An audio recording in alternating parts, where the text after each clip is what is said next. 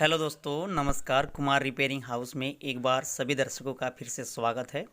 दोस्तों, आज हमारे पास एक टावर बॉक्स आया है रिपेयर के लिए।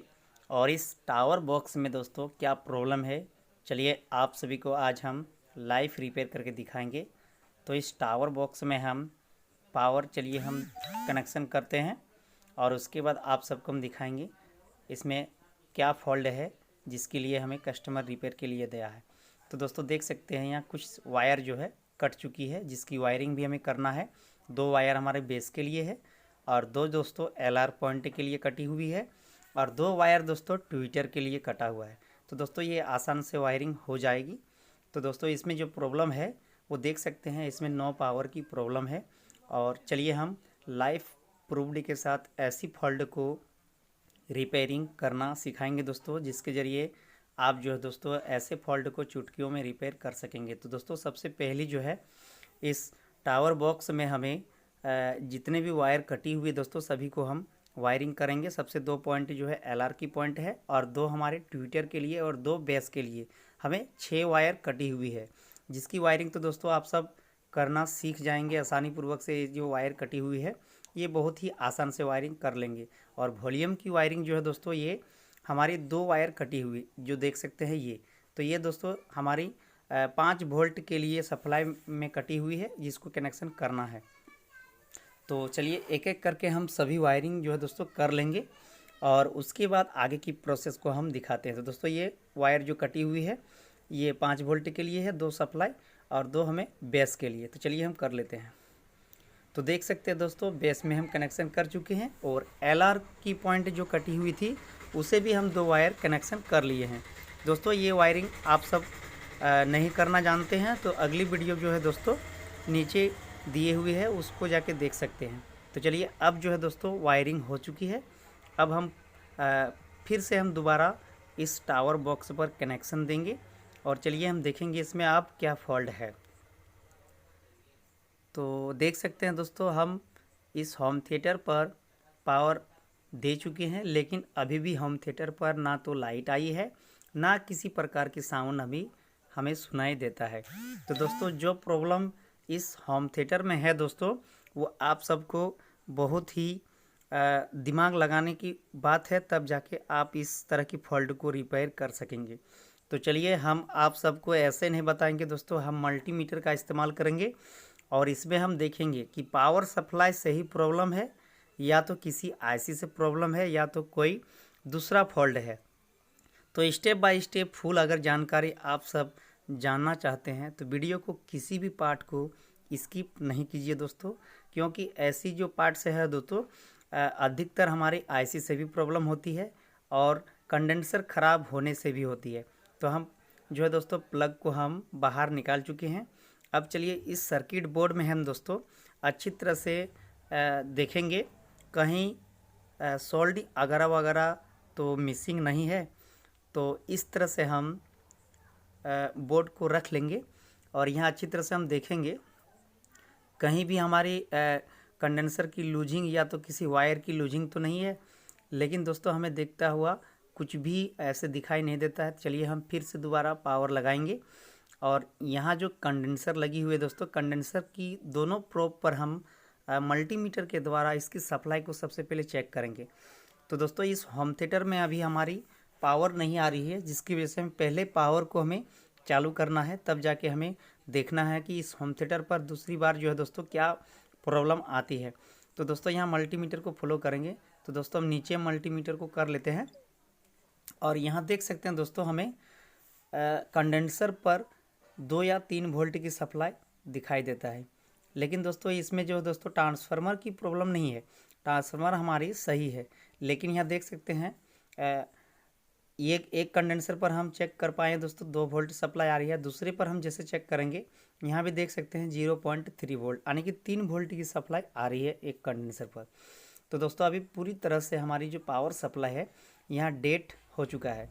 तो दोस्तों इस रीजन में हमारी IC भी प्रॉब्लम हो सकती है और इस पार्ट्स में हमारी कंडेंसर की भी प्रॉब्लम हो सकती है, नहीं तो दोस्तों यहाँ जो 4 डायोड लगी हुई है उसकी भी प्रॉब्लम हो सकती है।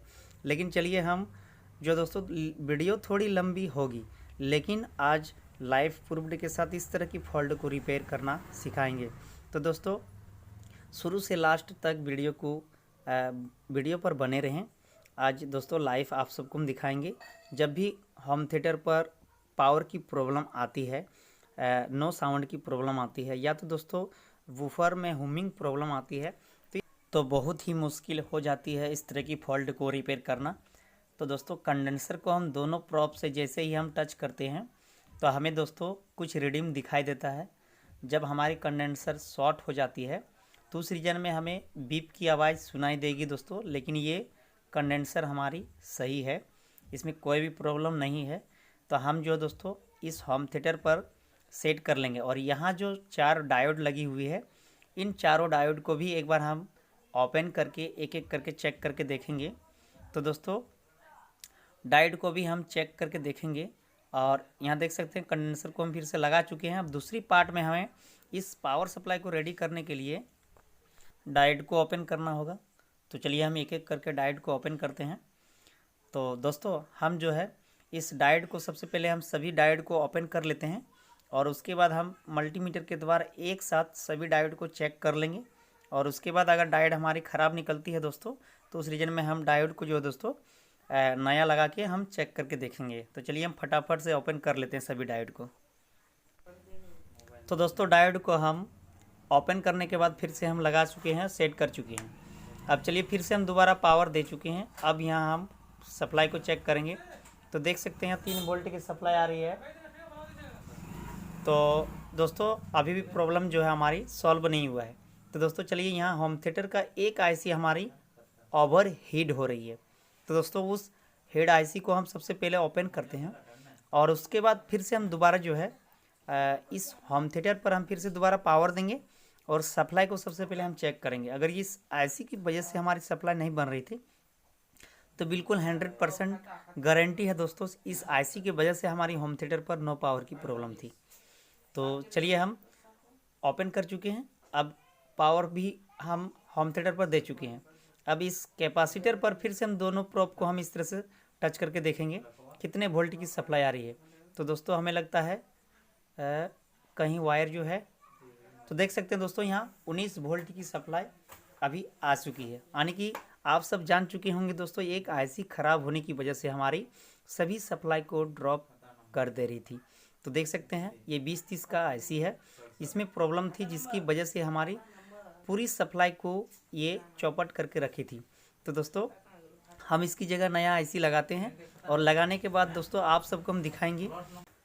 तो चलिए फटाफट इस आईसी को हम सेट करते हैं, और फिर से हम इस होम थिएटर पर पावर दे करके आप सबको हम चेक करके दिखाएंगे। तो दोस्तों वीडियो थोड़ी लंबी हो सकती है, लेकिन किसी भी पार्ट को स्किप ना कीजिए दोस्तों। अगर आप सब जानना चाहते हैं या तो सीखना चाहते हैं तो अंत तक वीडियो को देखिए दोस्तों, क्योंकि इस तरह की फॉल्ट जब भी होम थिएटर पर आती है दोस्तों, या तो आईसी ख़राब होती है, या तो दोस्तों मेमोरी आईसी भी ख़राब हो सकती है, किसी भी प्रकार की खराबी हो सकती है। तो चलिए आईसी को हम लगा चुके हैं। अब चलिए हम फटाफट सॉल्व कर लेते हैं, और उसके बाद फिर से हम पावर दे करके आप सबको हम दिखाएंगे। तो दोस्तों देख सकते हैं जितने भी वायर कटी हुई थी सभी की वायरिंग हम अच्छी तरह से कर चुके हैं, 2 एलआर की और 2 बूफर की, और 2 वायर हमारी टूटी हुई थी झनकार की, जिसे बोलता है ट्रेबल के लिए दोस्तों, और दोनों हम वायर को कम्प्लीटली रेडी कर चुके हैं। अब यहाँ होम थिएटर पर देख सकते हैं दोस्तों हम एक मोबाइल के साथ कनेक्ट करके हम आप सबको हम ट्राई करके दिखाएंगे। चलिए इसे ऑन कर लेते हैं और देखते हैं दोस्तों। चलिए हम देखते हैं। तो दोस्तों देख सकते हैं ये जो होम थिएटर हमारी पूरी तरह से नो पावर की प्रॉब्लम थी, ये बिल्कुल सही हो चुका है। वीडियो आप सभी को अगर अच्छी लगी हो दोस्तों तो वीडियो को लाइक करना ना भूलें। चैनल पर नए हैं तो चैनल को सब्सक्राइब कर लीजिएगा, और ऐसे ही रोज़ वीडियो देखना चाहते हैं हमारे चैनल के द्वारा तो नोटिफिकेशन घंटी को ऑल पर सेट कर लीजिएगा। तो मिलते हैं ऐसे ही नए टॉपिक लेकर के, तब तक।